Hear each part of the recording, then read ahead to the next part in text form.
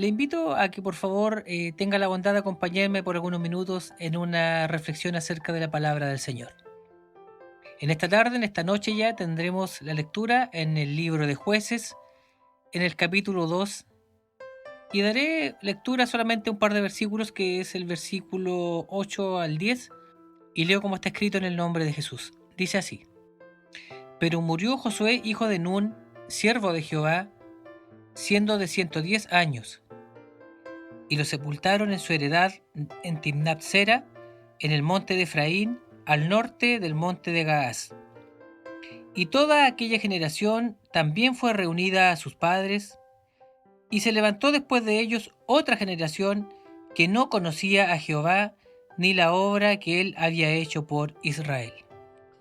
Amén. Hasta ahí será la lectura de la palabra del Señor. Pues bien, queridos auditores, así como estábamos hablando hace algunos instantes atrás acerca de una triste realidad que hemos estado viendo ya desde hace un par de años en lo que ha sido la conducta de la juventud en el día de hoy. Hablar de este tema siempre será complejo porque uno no puede generalizar y tampoco puede individualizar esta situación. Pero no estamos ciegos y vemos todos los días en las noticias, en la televisión, en la radio, escuchamos de situaciones que no nos pueden dejar indiferentes. No podemos hacer oídos sordos ni taparnos los ojos frente a una realidad que estamos viendo delante de nosotros. Mi amigo y hermano Claudio citaba hace un rato el tema del bullying, que es un término, ¿verdad?, que viene del inglés bull, que viene de toro, ¿verdad? Y el sufijo ing, que significa endo o ando, ¿verdad? Es como toreando en el fondo, es como empujando. Sabemos que los toros cuando atacan y cobran una víctima, se abalanzan con toda su fuerza sobre ellos. Y yo sé que todos hemos visto alguna vez por el internet cuando algún toro logra a través de sus cuernos atrapar a una persona y la saca volando, ¿verdad?, a una velocidad impresionante o a una altura impresionante. Y también cuando pelean entre ellos, o sea, ellos no miden la fuerza, sino que van con todo el ímpetu y chocan ahí uno contra el otro de una manera descomunal. Pues bien, eso también quiere decir que cuando en los colegios se da esto del tema del bullying, cuando uno pasa a llevar al otro. En el fondo el término va orientado más a eso. Y pasar a llevar no significa necesariamente pasar a llevar físicamente, sino que cuando uno hace recaer, ¿verdad?, todo el peso de su influencia sobre los demás. La verdad es que hay muchos jóvenes, señoritas, que padecen hasta el día de hoy de esta situación que se hace tan desagradable, ¿verdad? Yo creo que a ningún papá, ninguna mamá le gustaría escuchar que su hijo o su hija está sufriendo de este fenómeno. Porque es algo que, aparte de padre, yo creo que a cualquiera le causa un dolor, porque a nosotros nos corre sangre por las venas, ¿verdad? Y cuando un ser querido, un familiar, cuando es su sangre la que está sufriendo, uno también se duele, uno siente la impotencia. Siente a lo mejor el primer deseo que viene humanamente es de cobrar venganza, es de decir, ¿y por qué nunca yo supe esto? ¿Por qué lo vengo a saber ahora? Y aún más fuerte es cuando los jóvenes tristemente toman la decisión de terminar con sus vidas. Y luego que han tomado esta determinación tan lamentable, su familia viene a saber. Esto solamente por citar un caso. Este mensaje en realidad no va necesariamente referido al tema del bullying. El bullying solamente es un ejemplo. Pero si nos vamos a la palabra del Señor, entrando ya un poco más en el tema que nos convoca, hace un poco la Biblia historia acá de cuando Josué, que todos sabemos que fue quien sucedió a Moisés. Moisés fue el hombre que Dios escogió para guiar al pueblo de Israel, para sacarlo, ¿verdad?, de la esclavitud de Egipto. Y el Señor lo lleva al desierto, donde el pueblo por 40 años fue procesado, donde el pueblo literalmente con sus ojos vio las maravillas de Jehová, cuando ellos no se dejaban guiar necesariamente por la fe, sino que ellos físicamente podían ver con sus ojos físicos las maravillas de Dios.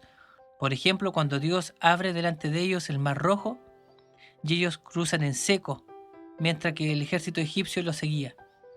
Y luego que el último de ellos acaba de llegar a la orilla, al otro extremo del mar, ellos ven con sus ojos cuando Dios vuelve a juntar las aguas y el ejército egipcio perece por completo. También vieron esa columna de fuego que se asentaba cada noche sobre ellos y les proporcionaba calor para que no sufrieran, ¿verdad?, la inclemencia del desierto, porque sabemos que en el desierto las condiciones geográficas o mejor dicho, de temperatura son extremas.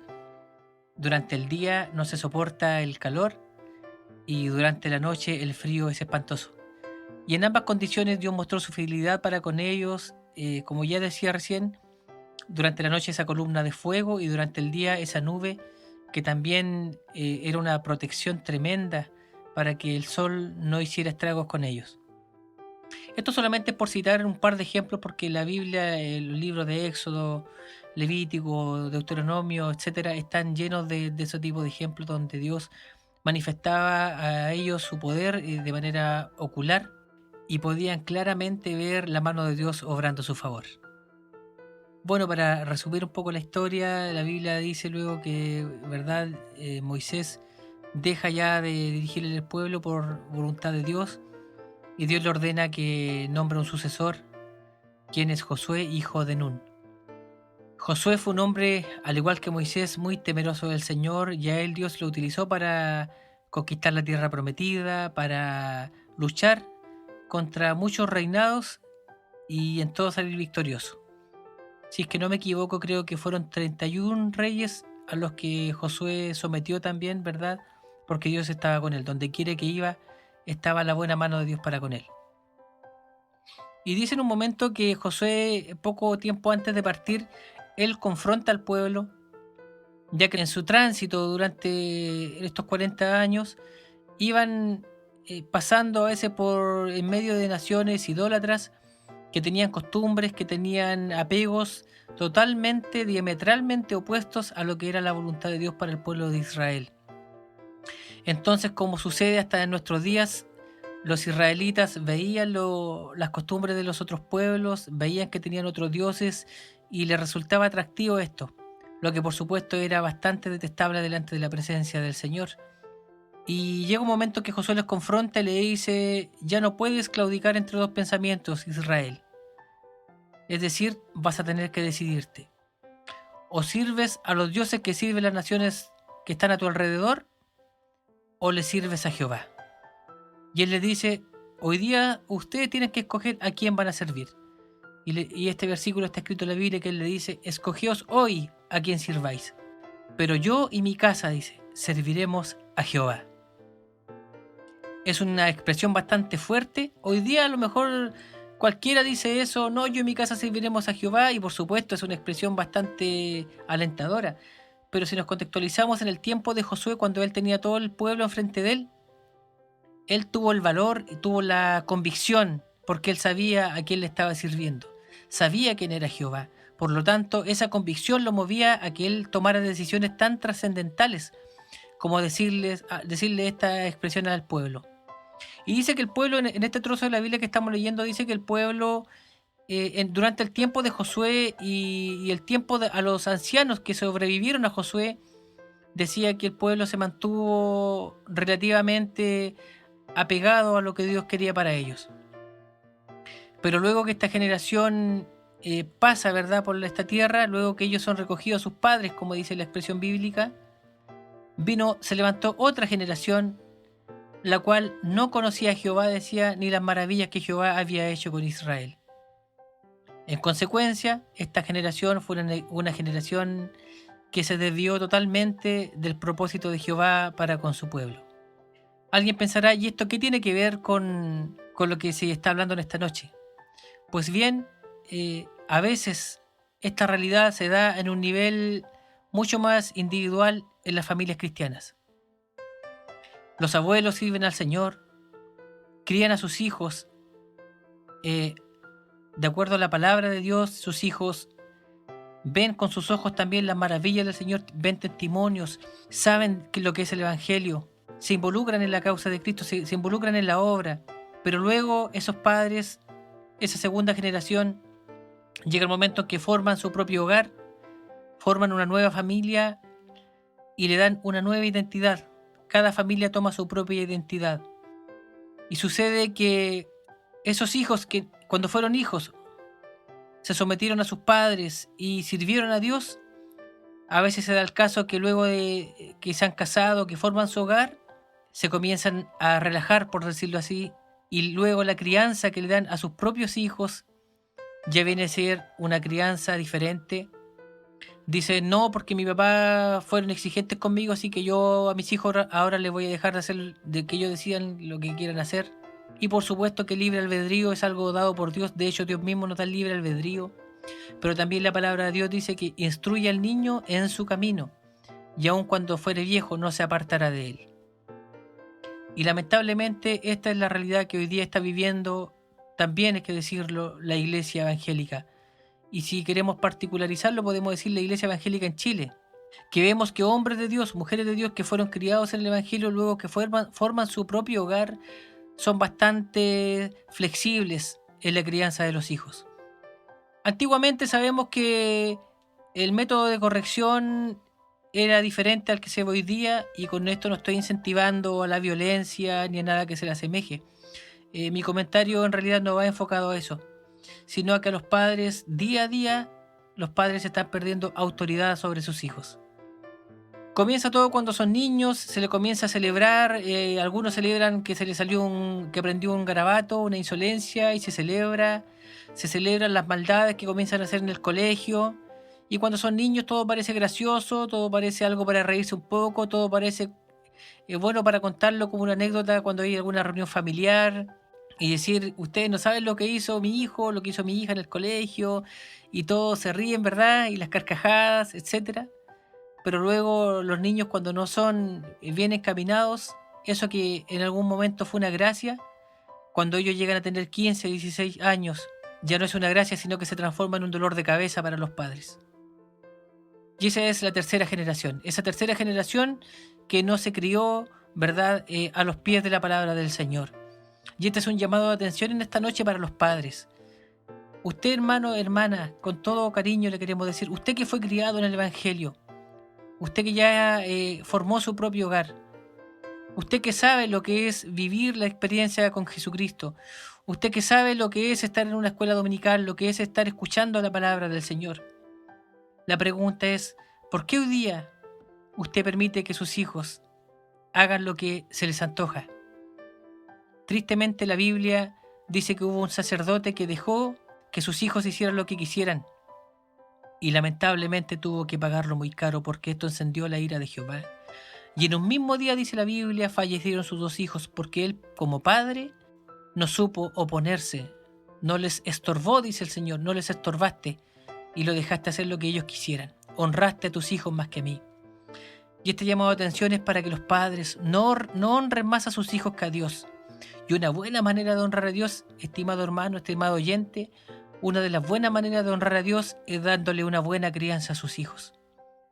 Este mensaje, a lo mejor a cualquiera le dirá, esto no es un mensaje muy alentador, no es un mensaje de que Dios me va a bendecir, de que Dios me va a prosperar, sino que pareciera casi un llamado de atención. Pero permítame decirle que no siempre la palabra de Dios va a ser un mensaje que usted va a ser muy prosperado, va a ser muy bendecido, sino que Dios también, a través de su infinito amor, nos aconseja por su palabra. Y también aconseja que el padre sea un buen padre y la madre una buena madre, que le dé buenos ejemplos a sus hijos, para que el día de mañana no tenga que lamentar situaciones que se pueden evitar ahora que es el tiempo. Así que si ahora su hijo o su hija tiene 14, 15 años y usted está notando que ha tomado una conducta que por supuesto no es agradable primeramente ante los ojos del Señor, es el tiempo en que usted pueda recuperar la autoridad en el hogar, se ponga firme y pueda decir: yo y mi casa serviremos a Jehová. Que Dios le bendiga y que esta palabra sea de mucha salud para su vida.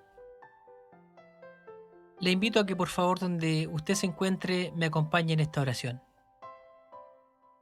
Señor Todopoderoso, muchas gracias, Padre, por la oportunidad que tú nos concedes de llegar a tantos hogares con una palabra de salud, con una palabra de bendición, con una palabra que puede transformar la realidad de muchos hogares. Señor, sabemos que todo lo que está escrito en tu Santa Biblia es de beneficio para nosotros los seres humanos, es de beneficio para tu pueblo. No solamente las promesas de bendición, las promesas de prosperidad, sino que también los lineamientos, los ejemplos que tú, Señor, nos das de aquellos hombres de la antigüedad, no son solamente para tener, Señor, un conocimiento de la historia, sino que también nos das lecciones de vida, nos das ejemplos a seguir y también ejemplos que no debemos repetir nosotros. Te ruego que si algún papá, alguna mamá, Señor, ha escuchado esta palabra y está pasando por esta situación, que no vea esta palabra como un ataque, como una crítica, como decir y qué me vienen a aconsejar ellos, sino que lo tome, Señor, como una palabra que viene de tu corazón. Porque si algo que yo estoy seguro que tú quieres es ver hijos que sean bien criados a la luz de la palabra, Señor. Porque Cristo viene pronto y también los padres tendrán que dar cuenta, Señor, de cómo fue la administración del hogar, de cómo fue también la crianza de sus hijos. Porque tú no quieres que nadie se pierda, sino que todos procedamos al arrepentimiento. Gracias, Señor, que esta palabra, Señor, provoque un cambio de actitud, provoque un cambio de realidades y tu bendición, Señor, esté en cada hogar en esta noche. En el nombre de Jesús. Amén.